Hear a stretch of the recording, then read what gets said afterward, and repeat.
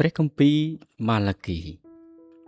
គីដែលជាហោរាចុងក្រោយនៃព្រះគម្ពីរសញ្ញាចាស់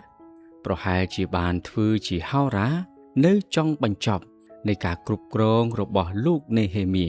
គឺប្រហែលជា400ឆ្នាំមុនព្រះគ្រីស្ទ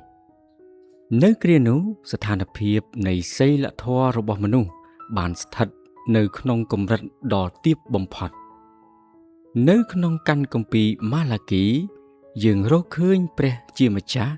ព្រានប្រដៅពួកមនុស្សដោយក្តីស្រឡាញ់ខណៈដែលពួកគេប្រកែកជាមួយនឹងទ្រង់ហើយដោះសារអំពីស្ថានភាពរបស់ខ្លួនអំពើរំលងរបស់ពួកមនុស្សក្នុងសម័យកាលនៃហោរាម៉ាឡាគីមានដូចជា 1. ពួកមនុស្សខ្វះសេចក្តីស្រឡាញ់ចំពោះព្រះជាម្ចាស់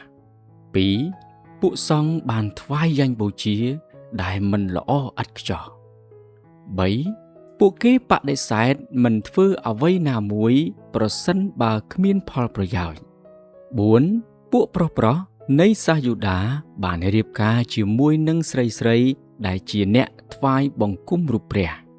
5. ពួកគេមិនបានថ្វាយដង្វាយ1ភាគក្នុង10ដល់ព្រះជាម្ចាស់ហោរាម៉ាឡាគីបានទាយទុកជាមុនអំពីការយាងមករបស់ព្រះគ្រីស្ទដែលនាំមុខដោយអ្នកនាំសាររបស់ទ្រង់គឺយ៉ូហាន់បាបទីម្យ៉ាងទៀតហោរាម៉ាឡាគីក៏បានទាយអំពីថ្ងៃនៃព្រះយេហូវ៉ាគឺជាថ្ងៃដែលព្រះអាទិត្យនៃសេចក្តីសុចរិតនឹងរះឡើងដើម្បីជំនុំជម្រះពួកមនុស្សដែលមិនគោរពប្រតិបត្តិដល់ទ្រង់តែប្រទានពរដល់ពួកមនុស្សដែលនៅសេសសល់ដ៏ស្មោះត្រង់